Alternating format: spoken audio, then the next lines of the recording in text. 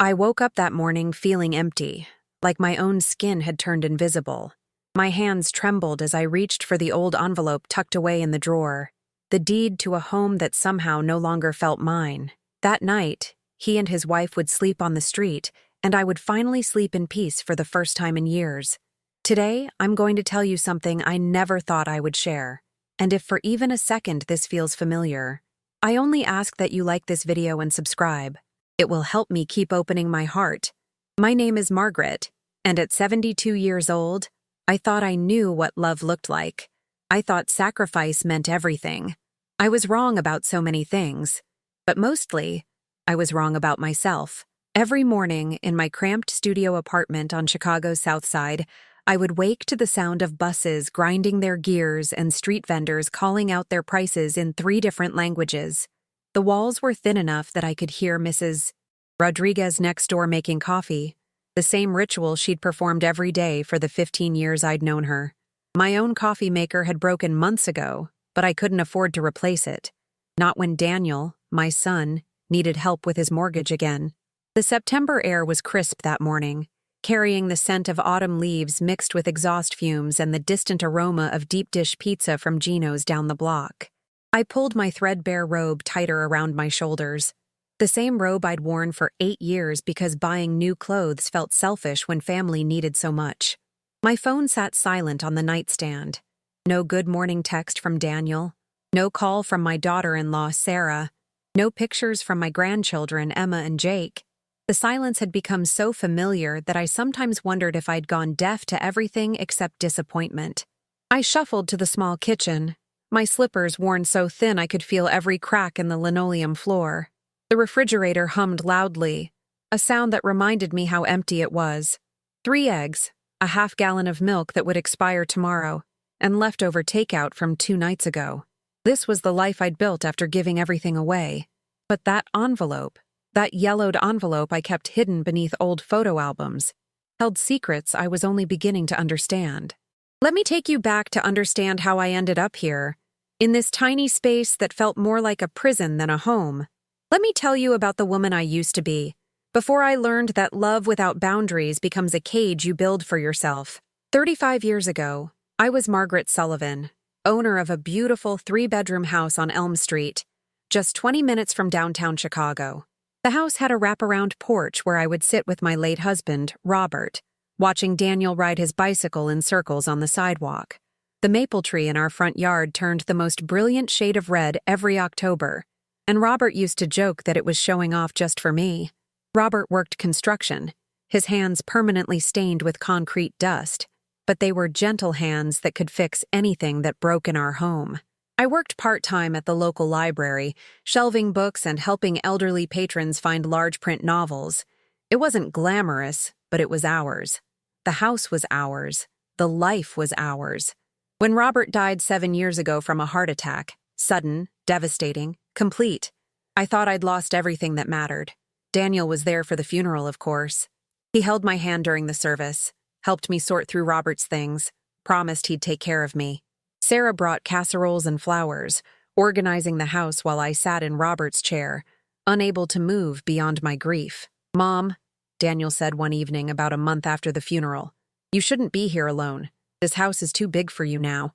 His voice was gentle, concerned, the voice of a son who wanted to protect his mother. "Why don't you move in with us temporarily, just until we figure things out?" I should have asked what "figure things out" meant. I should have questioned why temporary felt so permanent in the way he said it. But grief makes you stupid, and loneliness makes you desperate, and I was drowning in both. The transition happened so gradually I didn't notice I was losing myself. First, I moved into Daniel and Sarah's guest room. Just temporarily, they said. Then Daniel offered to handle the paperwork for the house while I recovered from my loss. "Don't worry about it, Mom. I'll take care of everything. You just rest." Rest. Such a simple word that became my prison sentence. Day by day, decision by decision, I handed over the keys to my life. Daniel managed the rental income from my house when we decided to lease it out. He handled my bank accounts when I felt too overwhelmed to deal with numbers and statements. He took care of the house insurance, the property taxes, all the adult responsibilities that felt too heavy for my grief-clouded mind.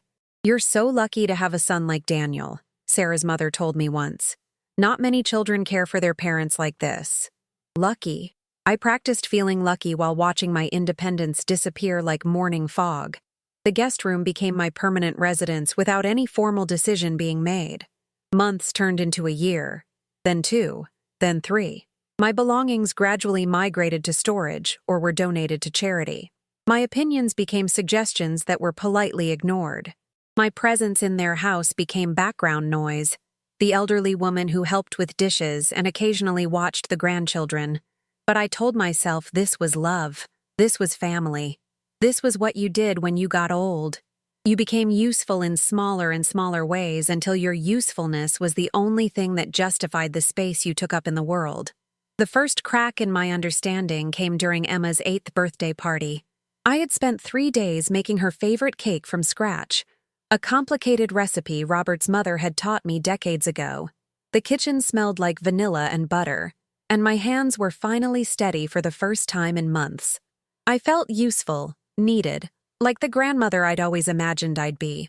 When I carried the cake to the dining room, Emma clapped her hands together. "Grandma Maggie made my cake," she announced to the room full of parents and children. But Sarah quickly stepped forward, gently taking the cake from my hands. "Actually, honey, Mommy made your cake. Grandma just helped a little bit." The words hit me like cold water. I watched as Sarah placed candles in my cake, lit them with my matches, and received compliments from other parents about her baking skills. Standing in the corner of my son's dining room, invisible in my own contributions, I felt something inside me crack. That night, lying in the guest bed that had become my entire world, I stared at the ceiling and wondered when I had stopped being a person and started being a service provider. But the real awakening came 3 years later, on a Tuesday morning in September when the property tax bill arrived. I was making breakfast, scrambled eggs and toast, the same breakfast I'd made for Daniel's family every morning for 4 years, when Daniel walked into the kitchen carrying an envelope. His face was tense, worried in a way I hadn't seen since Robert's funeral. "Mom, we need to talk about the house," he said without preamble. My house. The one I hadn't seen in over 2 years. The one that had been rented to a nice family with 2 children. The house that was supposed to provide rental income for my expenses, but somehow never generated enough money for me to move back to my own space. "What about it, honey?" I asked, continuing to stir eggs while my heart began to race. "The tenants are moving out next month, and honestly, the property taxes are getting out of hand. Sarah and I were thinking it might be time to sell." Sell. The word hung in the air like smoke from a fire I couldn't see but could smell burning. "Sell my house?" I set down the spatula and turned to face him. "But Daniel, that's my home. That's where your father and I know, Mom, I know." He held up his hand as if to stop my objections before they fully formed. "But you haven't lived there in years, and the maintenance costs are only going to increase. The foundation needs work, the roof is getting old, and you know how much these repairs cost." "How much do they cost?" I asked. "I don't remember discussing any repairs." His face shifted slightly, that almost imperceptible change that happens when someone is about to tell you a truth they've been avoiding. "We've been handling all that, Mom. The rental income covers most of the expenses, but there's not much left over." "I'd like to see the statements," I said quietly. "The statements? The rental statements? The expense reports? The tax documents? I'd like to see where my money is going." Daniel's smile was patient, the kind of smile you give to someone who doesn't understand complicated adult matters. "Mom, you don't need to worry about all that paperwork. Trust me, I'm taking good care of everything. Trust me." 2 words that had become the foundation of my disappearing life. That afternoon, while Daniel was at work and Sarah was volunteering at the school, I did something I hadn't done in years. I walked to the public library, the same library where I used to work, and asked to use a computer. My fingers were clumsy on the keyboard, but I remembered enough to access the county assessor's website. I typed in my address, my property identification number that I'd memorized decades ago, and waited for the screen to load. The name on the deed made my hands shake. Daniel Sullivan. Not Margaret Sullivan. Not Margaret and Daniel Sullivan. Just Daniel Sullivan, sole owner of 1247 Elm Street. I stared at the screen until the librarian asked if I needed help. The words swam before my eyes, rearranging themselves into a truth I wasn't prepared to accept. My house, the house Robert and I had spent 23 years paying off, the house where I'd raised my son, the house that was supposed to be my security in old age, was no longer mine. When had this happened? How had this happened? I tried to remember signing papers, transferring ownership, making decisions about my most valuable possession, but grief and trust had blurred so many memories that I couldn't separate what I had chosen from what had been chosen for me. I walked home slowly that day, taking the long route through Lincoln Park because I needed time to think. The autumn air was sharp with the promise of winter, and families were playing at the playground while their parents sat on benches, coffee cups warming their hands. I envied their simple problems: keeping children entertained, planning dinner, deciding which movie to watch. My problem was much more complex. I had trusted my son with everything, and somehow, everything had become his. That evening, when Daniel came home from work, I asked him to explain the property records. "Oh, that," he said, loosening his tie and heading straight for the refrigerator. "Remember when you were so overwhelmed after Dad died? You signed some papers to make it easier for me to manage everything. It's just a legal thing, Mom. The house is still yours. I'm just the one who handles all the business side. But the deed is in my name for tax purposes. It doesn't change anything about your ownership, not really. You know I would never take advantage of you." His words were reassuring, delivered with the confidence of someone who understood legal matters better than I did. But something in my chest felt tight, like a fist was closing around my heart. That night, I called my old friend Helen, a woman I'd worked with at the library who'd gone through her own struggles with adult children and financial decisions. "Margaret," she said after I explained the situation, "you need to talk to a lawyer. Not a family lawyer that Daniel recommends, but your own lawyer. Someone who works for you and only you." "I can't afford a lawyer," I admitted. "You can't afford not to have one," Helen replied. "If that house is worth what I think it is, you're talking about substantial assets. Don't you have any money saved?" Money saved. The question made me realize I didn't actually know what money I had. Daniel handled all my finances, deposited my small Social Security checks, paid for my minimal expenses. I had assumed there was some larger financial picture I wasn't seeing, some investment or savings account that justified my own poverty while supporting my son's comfortable lifestyle. "Helen," I said slowly, "I think I need help." The next morning, I did something that felt like betrayal and liberation at the same time. While Daniel and Sarah were at work and the children were at school, I walked to their home office and sat down at Daniel's desk. I had never snooped through my son's things, had never violated his privacy or questioned his management of my affairs. But sitting in that leather chair, surrounded by filing cabinets and investment statements, I realized I wasn't snooping. I was investigating my own life. The first filing cabinet was locked, but the key was in the desk drawer under a pile of rubber bands and paper clips. My heart pounded as I opened the folder marked Mom Estate. Inside were documents I didn't remember signing, bank statements showing accounts I didn't know existed, and investment portfolios worth hundreds of thousands of dollars. My rental property had been generating substantial income for years, income that had been invested in stocks and bonds and certificates of deposit, creating a small fortune that should have been providing for my comfort and independence. Instead, I was living in a guest room, wearing 8-year-old clothes and eating leftover takeout, but the document that stopped my breath entirely was a power of attorney form, signed in my handwriting, giving Daniel complete control over my financial decisions. Below that was a quitclaim deed, also signed in my handwriting, transferring ownership of my house to Daniel for $1 and other valuable considerations. I didn't remember signing either document. I sat in that office chair for 2 hours, reading through the evidence of my own financial disappearance. According to the paperwork, I was worth nearly $500,000 in various assets and investments. According to my daily experience, I couldn't afford a new coffee maker. The discovery felt like finding out you've been declared dead while you're still breathing. When Daniel came home that evening, I was waiting for him in the living room with copies of the documents spread across the coffee table. We need to talk, I said. His face went through a series of expressions: surprise, confusion, and finally, resignation. He sat down across from me and looked at the papers without touching them. You weren't supposed to see those, he said quietly. I wasn't supposed to see my own financial records. It's complicated, Mom. Then uncomplicate it for me. Daniel ran his hands through his hair, a gesture I remembered from his childhood when he'd been caught in some mischief. After Dad died, you were in no condition to make decisions about money or property. You were barely eating, barely sleeping. I was worried you'd make terrible choices and lose everything. So you decided to make those choices for me.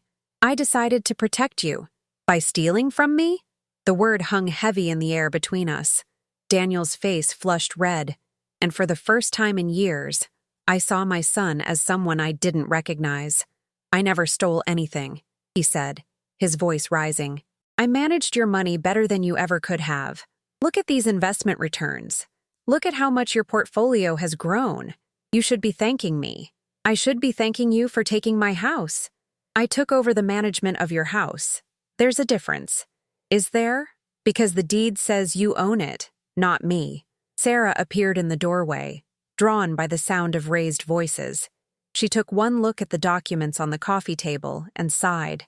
I told you she'd find out eventually, she said to Daniel. Find out what? I asked. Sarah sat down in the chair beside her husband, and together they looked like a unified front facing an enemy. I realized with horror that the enemy was me. Mom, Daniel said, you signed those documents willingly. You were grateful that I was handling everything for you. You said you trusted me to make the right decisions. I trusted you to help me, not to replace me. We didn't replace you, Sarah said. We've taken care of you for 4 years.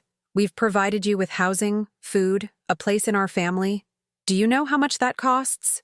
The question felt like a slap. How much does it cost? More than your Social Security covers, Daniel replied. The difference comes from your investments. You're essentially paying us to take care of you. With my own money. With money that's been managed well enough to support you comfortably. I looked around the living room where I'd spent 4 years trying to make myself smaller, quieter, less burdensome. This is what you call comfort? You have a roof over your head, 3 meals a day, and family who cares about you, Sarah said. A lot of people your age don't have that. A lot of people my age have their own homes and control over their own lives. And a lot of people your age also end up in nursing homes because they can't take care of themselves, Daniel added. The threat was subtle but unmistakable. Comply with this arrangement, or risk losing what little autonomy I had left. That night, lying in the guest bed that had never felt like home, I made a decision that terrified me more than anything I'd ever contemplated. I was going to fight for my life back. The next morning, I called Helen and asked her to recommend a lawyer who specialized in elder financial abuse. The phrase felt foreign in my mouth, like speaking a language I'd never learned. My son wasn't an abuser. He was just someone who'd made decisions for me that I hadn't authorized. That wasn't abuse, was it? Margaret, Helen said gently, taking someone's property without their knowledge or consent is theft, regardless of the family relationship. Taking control of someone's finances through deception or coercion is financial abuse, even if the abuser believes they're helping. The fact that Daniel is your son doesn't change the legal reality of what he's done. The lawyer's name was Patricia Chen, and her office was in a downtown Chicago high-rise that smelled of leather and success. I had to take 3 buses to get there, paying the fare from my small allowance while knowing that hundreds of thousands of my own dollars were earning interest in accounts I couldn't access. Patricia was younger than I'd expected, maybe 45, with kind eyes behind wire-rimmed glasses and a handshake that felt solid and sure. Mrs. Sullivan, she said after I explained my situation.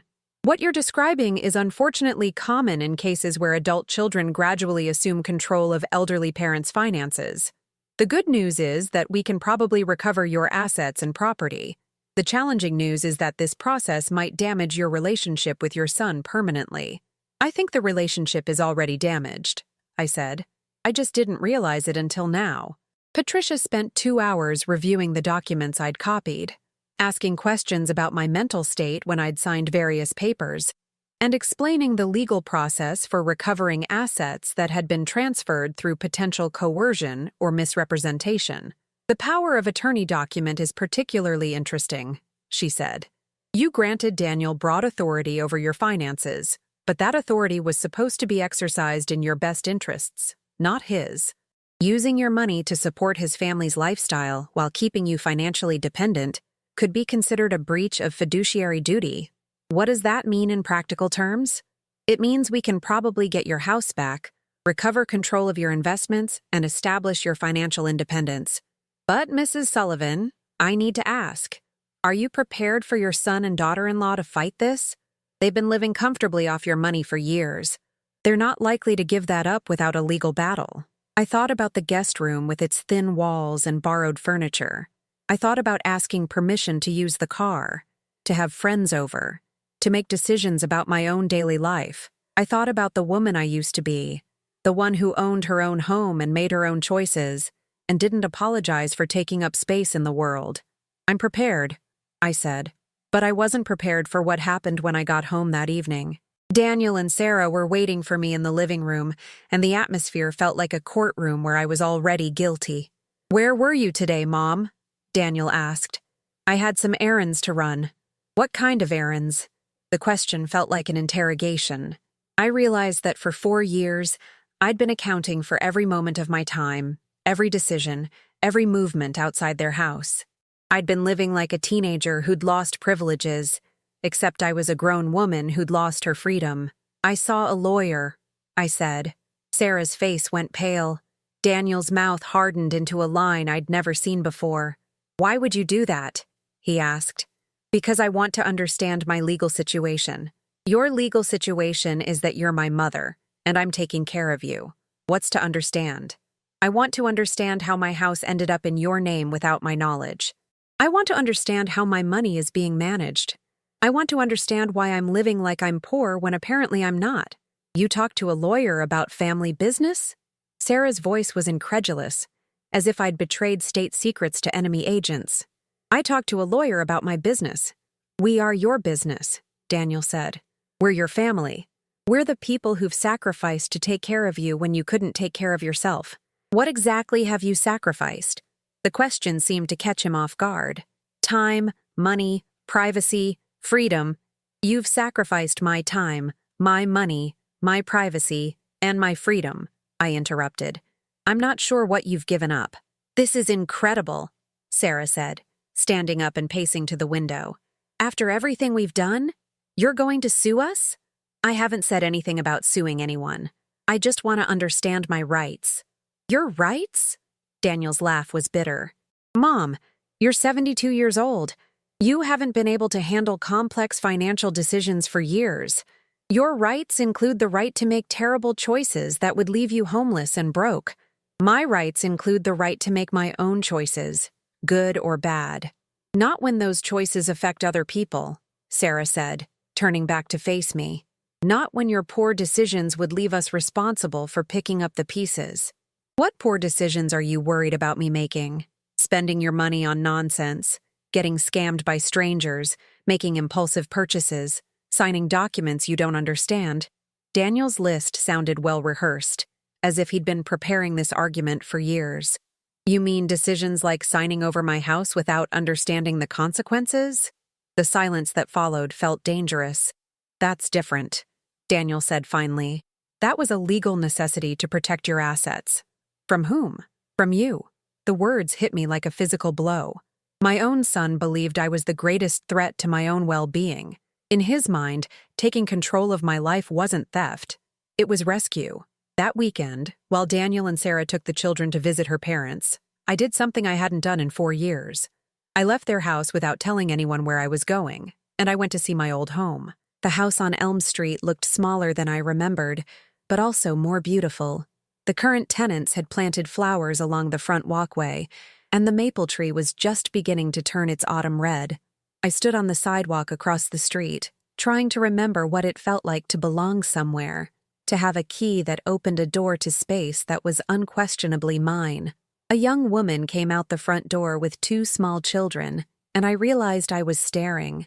She waved politely, and I waved back, wondering what she'd think if she knew she was living in my house, paying rent that was funding my son's comfortable lifestyle, while I wore secondhand clothes and asked permission to use the telephone. Mrs. Patterson, my elderly neighbor, was watering her garden when she noticed me. "Margaret Sullivan!" she called out. "I haven't seen you in ages. How are you, dear?" Mrs. Patterson was 81 years old, sharp as a tack, and still living independently in the house she'd owned for 46 years. Looking at her, confident, autonomous, unapologetic about taking up space in the world, I saw what I should have become instead of what I'd allowed myself to become. "I'm fine, Mrs. Patterson," I lied. "Are you still living with your son?" "Temporarily." She gave me a look that suggested she understood more than I'd said. "Well, you know you're always welcome to visit. I remember how much you loved this neighborhood." Loved, past tense, as if my connection to this place was a finished chapter instead of a continuing story. That evening, I called Patricia Chen from a payphone outside a drugstore, using quarters I'd saved from grocery shopping change. "I want to proceed with recovering my assets," I told her. "Are you sure? Once we file the paperwork, there's no going back. Your relationship with your son will change permanently." I thought about Mrs. Patterson, still independent at 81. I thought about the woman I used to be, who owned her own home and made her own decisions. I thought about the woman I could still become if I found the courage to fight for her. I'm sure. The legal process moved faster than I'd expected. Within 2 weeks, Patricia had filed motions to restore my control over my finances and to reverse the property transfer that had given Daniel ownership of my house. The court required a competency evaluation to ensure I was mentally capable of managing my own affairs, a necessity that felt insulting, but that I understood was meant to protect everyone involved.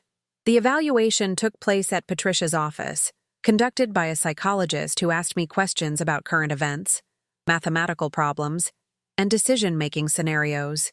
I explained my living situation, my financial history, and my understanding of the legal issues involved. After 2 hours of testing, Dr. Martinez concluded that I was not only competent to manage my own affairs, but had probably been competent throughout the entire period when Daniel had been making decisions on my behalf. "Mrs. Sullivan," he said, "there's nothing in your cognitive functioning that would justify the level of financial guardianship your son has exercised. You may have been grieving and overwhelmed after your husband's death, but that's very different from being incompetent." The distinction mattered legally, but it also mattered personally. For 4 years, I'd believed I was too fragile, too confused, too unreliable to make important decisions about my own life. Learning that my judgment had been sound all along felt like waking up from a long nightmare. When Daniel and Sarah received the legal papers, the explosion was immediate and devastating. "How could you do this to us?" Sarah screamed at me across the kitchen table where I'd made thousands of meals for their family. "After everything we've sacrificed, after all the care we've given you, this is how you repay us?" "I'm not trying to hurt you," I said. "I'm trying to help myself. By destroying our family? By reclaiming my life." Daniel was quieter, but more coldly furious than I'd ever seen him. "Mom, you're making the biggest mistake of your life. When this is over, when you're sitting alone in that falling down house with no one to help you, don't expect us to pick up the pieces." "I'm not expecting you to pick up anything," I said. "I'm expecting to pick up my own pieces." "You can't," Sarah said. "You don't know how. You haven't made a significant decision in 4 years. Because you haven't let me. Because you weren't capable." "According to whom?" "According to everyone who loves you," Daniel said. "Mom, this lawyer is filling your head with fantasies about independence that aren't realistic for someone your age with your limitations." "What limitations are those?" "You're old. You're alone. You don't understand modern finances or technology. You have no experience managing property or investments. I'm 72, not 92. I'm alone because I've been isolated, not because I'm incapable of relationships. I don't understand finances because I've been excluded from financial decisions, not because I'm stupid. And I managed property and investments successfully for 23 years before your father died." My voice was stronger than it had been in years, and the words came more easily than I'd expected. For the first time in 4 years, I felt like myself. But feeling like myself also meant accepting that this confrontation was going to cost me the only family relationships I had left. "If you go through with this," Daniel said, "you're choosing money over family. If you fight this," I replied, "you're choosing money over your mother." The silence that followed was the sound of a relationship ending. 2 months later, I stood in the lobby of the Cook County Courthouse, waiting for the hearing that would determine whether I'd spend my remaining years as an independent woman or as a financial dependent of my son. Patricia sat beside me, organizing papers and occasionally glancing at the entrance where Daniel and his lawyer would eventually appear. "Are you nervous?" she asked.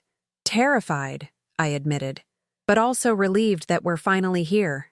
When Daniel and Sarah arrived with their attorney, a man in an expensive suit who looked like he specialized in keeping wealthy people wealthy, I felt a sadness so deep it nearly changed my mind about the whole thing. These were the people I'd loved most in the world, and now we were adversaries in a legal battle over money and power and control. But then I remembered the woman I used to be, and the woman I still could be, and I stayed in my seat. The hearing lasted 4 hours. Daniel's lawyer argued that I had willingly transferred my assets to my son's management and had benefited from his financial expertise for years. He painted a picture of a grateful elderly woman who had been well cared for and who was now being manipulated by an attorney looking to generate fees from family discord. Patricia countered with evidence of my competency, documentation of the substantial income that had been generated by my assets, and testimony about my living conditions despite my considerable wealth. She argued that Daniel had exceeded his authority under the power of attorney by enriching himself and his family while keeping me in a financially dependent state. The judge, a woman about Sarah's age with tired eyes and a no-nonsense demeanor, listened to both sides without betraying her opinion. When she finally spoke, her words changed my life. "The evidence suggests that Mrs. Sullivan was competent when she signed the power of attorney, and remains competent now. While adult children often need to help aging parents with financial management, that assistance must be provided in the parents' best interests, not the children's interests. In this case, the evidence indicates that Mr. Sullivan has used his mother's assets to benefit his own family while keeping his mother in unnecessarily difficult circumstances. She ordered the immediate return of my house, the restoration of my control over all bank accounts and investments, and the payment of attorney's fees from the estate that had been improperly managed." Daniel and Sarah left the courthouse without speaking to me. The last thing I heard Sarah say was, "She'll be begging us for help within 6 months. You wait and see." But 6 months later, I was living in my own house again, having coffee with Mrs. Patterson every Tuesday morning and managing my finances with the help of a fee-only financial advisor who worked for me, not my son. The rental income from my property, combined with prudent investment management, provided me with enough money to live comfortably without depending on anyone. I bought new furniture, replaced my old clothes, and discovered that I could afford small luxuries I'd forgotten I enjoyed: good coffee, fresh flowers, books I wanted to read immediately instead of waiting for the library. But the real luxury was autonomy, making my own decisions about how to spend my time, my money, and my energy. Going to bed when I was tired instead of when it was convenient for others. Eating what I wanted for breakfast instead of what was easy to prepare for a family. Watching television programs I enjoyed instead of sitting quietly while others controlled the remote. The loneliness was real and sometimes overwhelming. Daniel had kept his promise. He and Sarah had cut off all contact, which meant I also lost my relationship with Emma and Jake. The silence from that part of my family was complete and devastating, but slowly, other relationships filled some of the empty space. Mrs. Patterson introduced me to her book club, where I met women who'd faced their own challenges with aging, family, and independence. I reconnected with Helen and other friends from my library days. I started volunteering at a senior center, helping other elderly people navigate financial and legal issues. One afternoon, about 8 months after the court hearing, Emma showed up at my front door. She was 11 years old now, taller and more serious than I remembered, and she looked nervously over her shoulder as if someone might be watching. "Hi, Grandma Maggie," she said quietly. "I wasn't supposed to come here, but I missed you." I invited her in for hot chocolate and cookies, and we sat in my kitchen, my kitchen, while she told me about school and friends and the things 11-year-old girls worry about. "Why don't you live with us anymore?" she asked. "How do you explain financial abuse and power struggles and family dysfunction to a child? How do you tell your granddaughter that her parents did things that weren't quite illegal but weren't quite right either?" "Sometimes adults disagree about important things," I said carefully. "Your parents and I disagreed about where I should live and how I should manage my life. So I decided to live here, in my own house, and make my own decisions. Are you happier now?" The question was so direct, so honest, that it deserved an equally honest answer. "Yes," I said. "I'm sadder about some things, but I'm much happier overall." "I'm glad you're happy," Emma said. "But I wish you could be happy and still be part of our family." "Me too, sweetheart. Me too." Emma visited twice more over the next few months, always secretly, always briefly. During her third visit, she told me that her parents were having financial difficulties. "Dad says it's because of legal bills," she explained. "But I think it's because they don't have your rental money anymore." The rental money. The income from my property that had been supporting their lifestyle while I lived like a charity case in their guest room. Part of me felt vindicated. They were finally experiencing the financial pressure they'd been avoiding at my expense. But part of me felt sad for the disruption this was causing in Emma and Jake's lives. A year later, Daniel called me for the first time since the courthouse. "Mom," he said, his voice tight with stress and something that might have been desperation. "We need to talk." We met at a coffee shop halfway between our homes, neutral territory for a conversation I wasn't sure either of us wanted to have. Daniel looked older, more tired, less certain of himself than the confident son who'd managed my life for 4 years. Sarah wasn't with him, and I wondered if that meant she opposed this meeting or if she simply couldn't bring herself to face me. "I want you to know," he said after we'd ordered coffee and found a table in the corner, "that I never meant to hurt you." "I know that," I said, and I meant it. "But intent and impact are different things. I was trying to protect you. You were trying to control me. There's a difference." He sighed, stirring sugar into his coffee with the same methodical precision I remembered from his childhood. "Maybe you're right. Maybe I did take over more than I should have. But Mom, you were so lost after Dad died. I was afraid you'd make terrible decisions and lose everything. So you made the decision to take everything instead. I made the decision to manage everything responsibly. For your benefit, not mine. For everyone's benefit. You had a safe place to live, regular meals, family around you. We had help with household expenses and a stable living situation. It worked. It worked for you. I was miserable. You never said you were miserable, because I'd learned that my feelings didn't matter as much as your convenience." Daniel sat quietly for a long moment, processing this truth that probably hadn't occurred to him before. "I'm sorry," he said finally. "I'm sorry I made you feel that way. I'm sorry I took over your life. I'm sorry we ended up in court fighting about money." "I'm sorry too," I said. "I'm sorry it took me so long to stand up for myself. I'm sorry I let the situation get so bad before I addressed it. I'm sorry we couldn't find a way to work together instead of against each other. Is there any chance we can try again? Find some middle ground between me controlling everything and us having no relationship at all?" I looked at my son across the small table, seeing both the boy who used to ride his bicycle in circles on Elm Street and the man who'd spent years managing my money while I went without basic comforts. I saw someone who'd made serious mistakes, but who might be capable of learning from them. "I'd like to try," I said, "but things would have to be different. I make my own decisions about my life, my money, my living situation. I'm willing to ask for advice, but I'm not willing to hand over control again. I understand that now. Do you? Because it's not just about the big decisions, Daniel.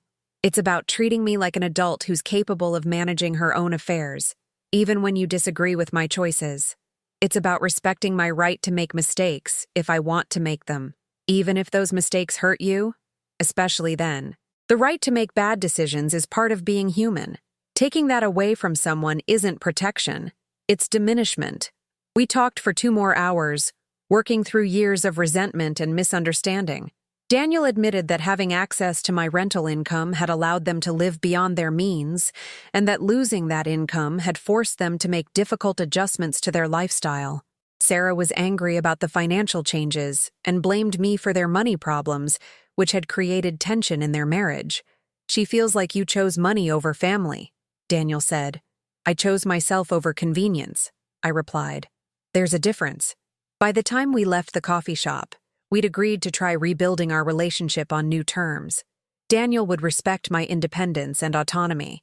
I would be open to spending time with the family and maintaining relationships with Emma and Jake.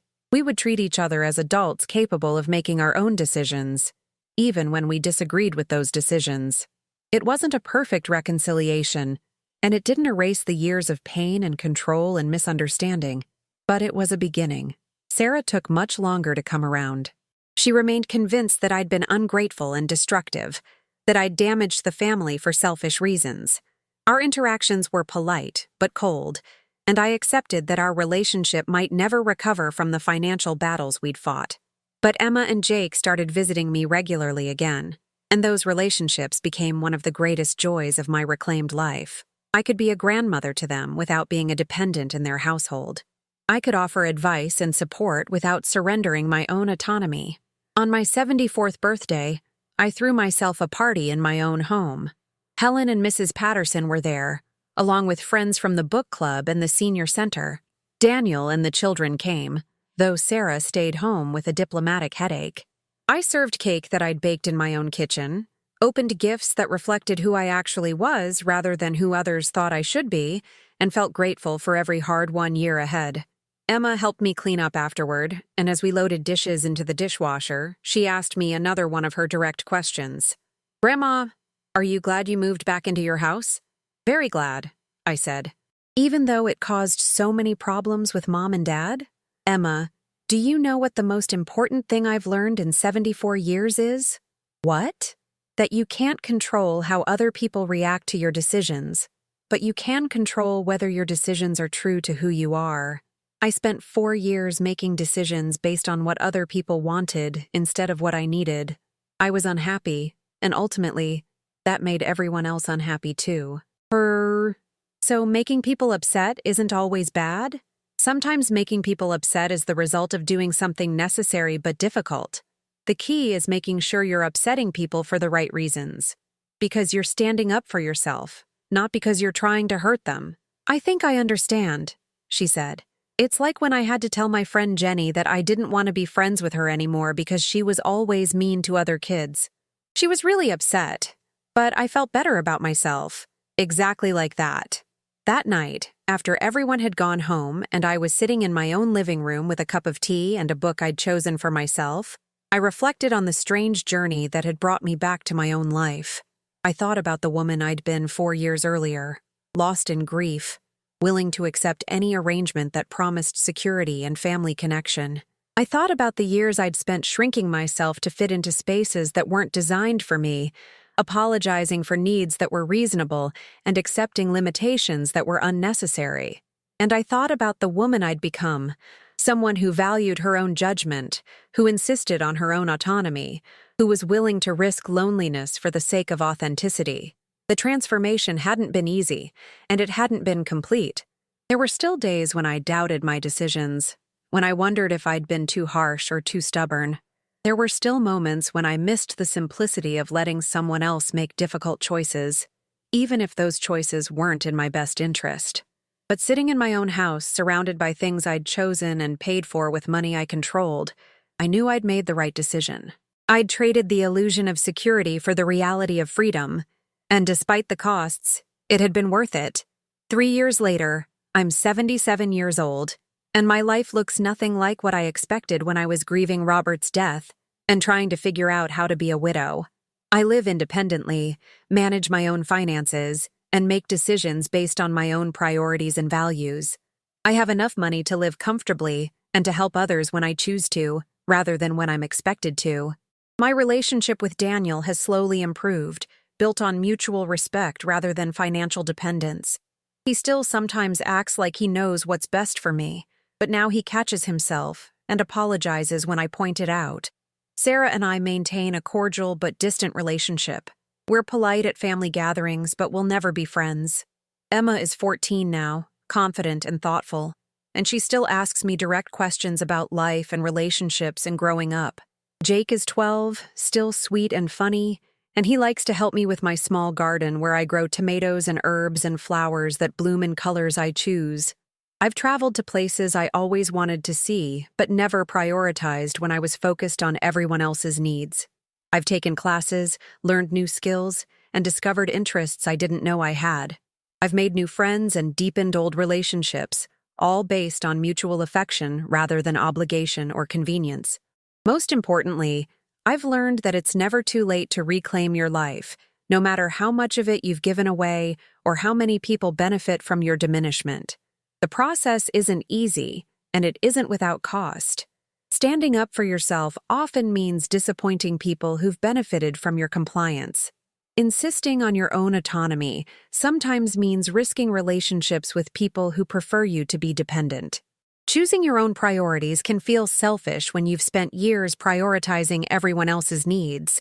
But the alternative, spending your remaining years as a shadow of yourself, managed by others who may not have your best interests at heart, is worse than any temporary conflict or relationship difficulty.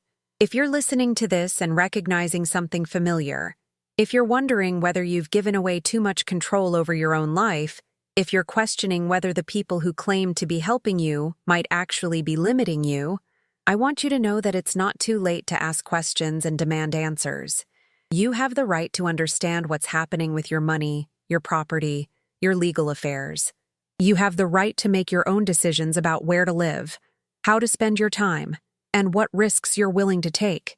You have the right to be treated as a competent adult, even when the people around you find your independence inconvenient. And you have the right to prioritize your own well-being, even when doing so disappoints family members who've grown comfortable with arrangements that benefit them more than they benefit you. The woman I am now, independent, self-directed, financially secure, existed all along. She was just buried under years of grief and gratitude and misplaced trust. Finding her again required courage I didn't know I had, but she was always there, waiting for me to fight for her. She's waiting for you too if you need her. But let me tell you about the moments that made it all worthwhile. Because reclaiming your life isn't just about the big victories in courtrooms or the dramatic confrontations with family members. It's about the small daily experiences of being yourself again. It's about waking up in the morning and deciding what to have for breakfast without considering what's convenient for others. It's about choosing which programs to watch on television without negotiating with anyone else's preferences. It's about buying a book because you want to read it immediately, not because you're willing to wait for it at the library. Last Tuesday, I spent $47 on fresh flowers for my dining room. Not because it was a special occasion, not because someone was coming to visit, but simply because I walked past the florist and saw sunflowers that reminded me of the ones Robert used to grow in our backyard. In the 4 years I lived with Daniel and Sarah, I never would have made that purchase. It would have felt frivolous, selfish, wasteful. But standing in my dining room, arranging those sunflowers in a vase I'd chosen and bought for myself, I felt wealthy in a way that had nothing to do with investment portfolios or property values. I felt wealthy in autonomy, rich in the freedom to make small decisions that pleased no one but myself. These are the victories no one talks about when they tell you to stand up for yourself. Everyone focuses on the dramatic moments, the courtroom victories, the confrontations with family members, the legal documents that restore your rights. But the real victory is in the 1,000 small moments when you remember that your preferences matter, your comfort counts, your happiness is worth pursuing. I'm thinking of Mrs. Henderson from the Senior Center, a woman who reminds me of myself 4 years ago. She's 81 years old, living with her daughter's family, and she always apologizes for taking up space in conversations. She asks permission to use the phone to call old friends. She waits until everyone else has chosen their activities before saying what she might like to do. Last week, she mentioned that she used to paint landscapes before her husband died, but she gave away all her art supplies when she moved in with her daughter because there wasn't room for hobbies. "What kind of landscapes did you paint?" I asked her. Her face lit up in a way I hadn't seen before. "Oh, winter scenes mostly. Snow-covered trees, frozen ponds, the way morning light hits ice clouds. I used to set up my easel in the garage during snowstorms and paint what I could see from the door. That sounds beautiful. Do you miss it? Every day, she said quietly. But Linda says there's no space for art supplies in the house, and besides, I'm too shaky now to hold a brush steady. I looked at her hands, which seemed perfectly steady as she knitted scarves for her grandchildren, and I saw another woman who'd been convinced she was too old, too fragile, too much trouble to pursue the things that made her happy. Mrs. Henderson, I said, would you like to come to my house next Saturday and paint something? I don't have art supplies, but we could go buy some. Her eyes filled with tears. I couldn't impose like that. And Linda wouldn't approve of me spending money on art supplies at my age. Whose money is it? The question seemed to surprise her. Well, technically it's mine. My Social Security and my late husband's pension. But Linda manages it for me because I'm terrible with numbers. Are you terrible with numbers, or have you just been told you're terrible with numbers? She was quiet for a long moment. I used to balance our household budget for 43 years. I managed our savings account, paid the bills, even did our taxes. But after Harold died, Linda said I was too emotional to make good financial decisions. Too emotional to make good financial decisions. I'd heard those exact words from Daniel, and I recognized them as code for too inconvenient to be allowed independence. Mrs. Henderson, would you like me to help you understand what's happening with your finances? Not to interfere, just to help you understand what you have and what options you might have? I don't want to cause trouble with Linda. I'm not talking about causing trouble. I'm talking about understanding your own situation. The next Saturday, Mrs. Henderson came to my house, and we spent the morning going through financial statements she'd requested from her daughter. It took Linda 3 requests and 2 weeks to provide the documents, which immediately raised red flags for me. Mrs. Henderson's financial situation was remarkably similar to what mine had been. Substantial savings and investments being managed by an adult child, minimal monthly allowance despite significant assets, living arrangements that prioritized the adult child's convenience over the elderly parent's preferences. But the real revelation came when we looked at her bank statements together. Mrs. Henderson, I said gently, did you know that you're paying Linda rent to live in her house? Rent? No, I contribute to household expenses. That's different. How much do you contribute monthly? $800. And how much would it cost you to rent a small apartment in this neighborhood? We looked up rental prices online, and she discovered that her contribution to household expenses was more than enough to rent her own 1-bedroom apartment in the same area where Linda lived. I could have my own place, she said, staring at the computer screen. You could have your own place, and your own art supplies, and your own space to paint winter landscapes. That conversation changed Mrs. Henderson's life, just as my conversation with Helen had changed mine. Within 3 months, she was living in her own small apartment, spending her days painting the snow scenes she'd missed for 5 years, and managing her own finances with the help of the same fee-only advisor I used. Linda was furious, of course. She accused me of meddling in family business, of filling her mother's head with dangerous ideas about independence. She predicted that Mrs. Henderson would be broke within a year, victimized by scammers, alone and helpless when health problems inevitably arose. But 6 months later, Mrs. Henderson was thriving. Her apartment was filled with paintings of winter landscapes, and she'd joined an art class at the community college where she'd met other people who shared her interests. She was happier, more confident, and more excited about life than I'd ever seen her.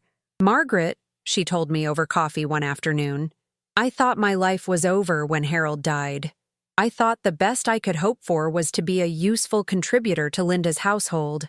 I never imagined I could still be myself, still be an artist, still be someone with preferences and dreams and things to contribute to the world. This is why I'm telling you these stories.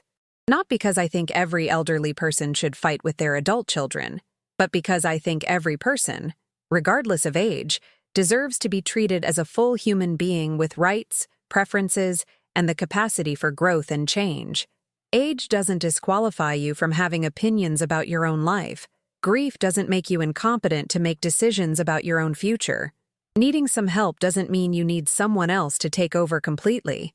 The narrative our society tells about aging is that it's a process of inevitable decline, increasing dependence, and gradual surrender of autonomy. But that narrative benefits the people who profit from our diminishment, whether financially, emotionally, or practically, more than it benefits us. At 77, I'm learning things about myself I never knew. I'm discovering that I enjoy traveling alone, that I like spicy food I never tried when I was cooking for a family, that I'm interested in gardening and politics and historical documentaries. I'm finding out that I'm stronger and more resourceful than anyone, including myself, ever imagined.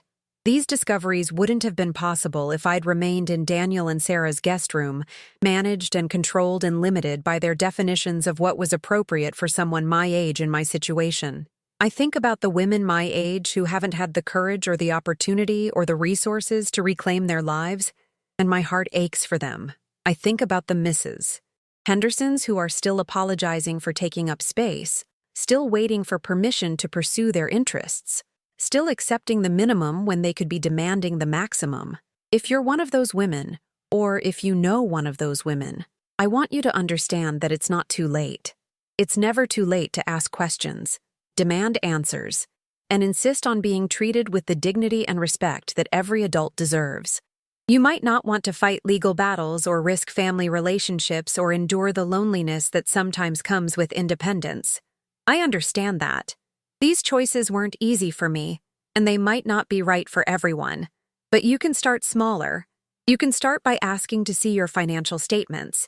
You can start by expressing preferences about how you want to spend your time. You can start by saying no to arrangements that don't feel right, even if you can't articulate exactly why they don't feel right. You can start by reminding yourself and others that being elderly doesn't mean being incapable, that needing help doesn't mean surrendering control, and that family love shouldn't require the sacrifice of personal autonomy. Emma called me yesterday. She's 15 now, navigating the complex world of high school relationships and college planning, and all the decisions that come with growing up. We talked for an hour about her fears and hopes, and the pressure she feels to make choices that will please everyone around her. "Grandma," she said near the end of our conversation, "I've been thinking about what happened between you and my parents, and I think I understand it better now." "What do you understand?" "That sometimes the people who love you try to make your life smaller because they think smaller is safer. But smaller isn't always better, even if it's safer." "That's very wise, Emma. I learned it from you. When I saw you choose to live alone in your own house instead of staying with us where it was easier, I realized that adults get to make hard choices about their own lives, even when other people don't like those choices. Even when those choices sometimes lead to loneliness or difficulty. Even then, because at least they're your choices. This is what I want my legacy to be. Not the legal battles or the family conflicts or the dramatic moments of standing up to people who tried to control me. I want my legacy to be the quiet example of a woman who remembered, even late in life, that she had the right to be herself fully and completely. I want other women to look at my story and think, if Margaret can reclaim her life at 72, maybe I can reclaim mine at 65, or 78, or 85. I want them to understand that age is not a disqualification for autonomy, that needing help is not the same as needing management, and that loving families should enhance your life, not diminish it. 6 months ago, I received a letter from a woman named Dorothy, who had watched one of my earlier videos about financial elder abuse. Dorothy was 79 years old, living with her son and daughter-in-law in conditions very similar to what I'd experienced. She had signed over control of her finances during a health crisis, and like me, she'd found herself living in poverty while her assets funded her son's comfortable lifestyle. "I thought I was going crazy," she wrote.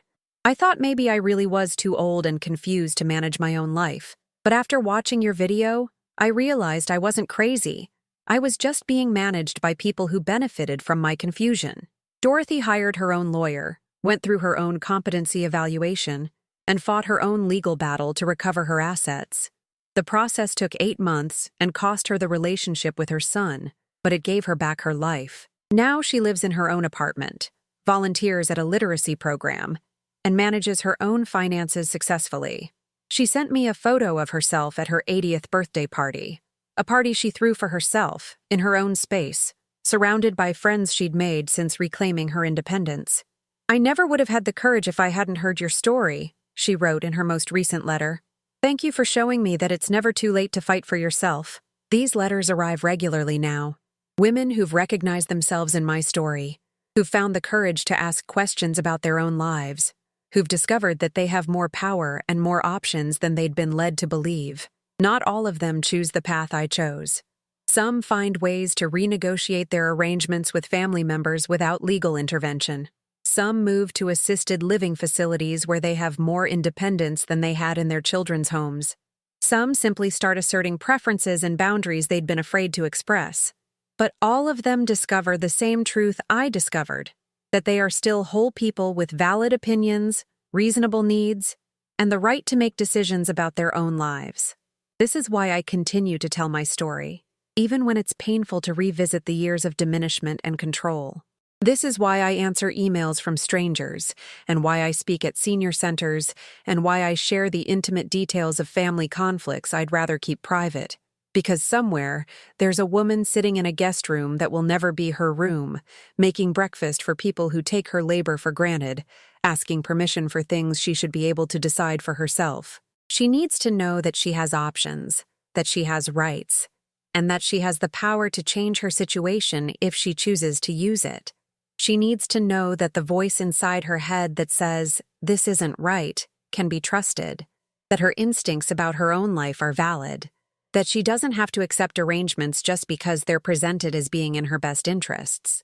Most importantly, she needs to know that she is not too old, too frail, too complicated, or too much trouble to deserve a life that reflects her own values, preferences, and choices. The story I told you took place over several years, but it continues every day.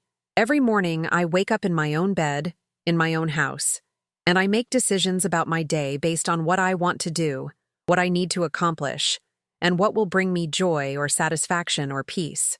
These small daily experiences of autonomy and self-determination are the real victory, not the dramatic courtroom scenes or the family confrontations. The real victory is in remembering that you matter, that your preferences count, and that you have the right to take up space in the world as a full, complex human being. Tomorrow, I'm going to plant new roses in my front garden because I love the way they smell, and I want to see them bloom next spring. I'm going to buy ingredients for a cake I want to bake, not because anyone has asked me to bake it, but because I enjoy the process and I want to eat it. I'm going to call a friend and make plans to see a movie I want to see, not because someone else recommended it, but because the preview looked interesting to me. These are not radical acts of rebellion. They are simple expressions of personal agency that every adult should be able to take for granted. But for those of us who have experienced the gradual erosion of our right to make these simple choices, reclaiming them feels revolutionary. Have you ever found yourself in a situation where family members gradually took control of your life in the name of helping you?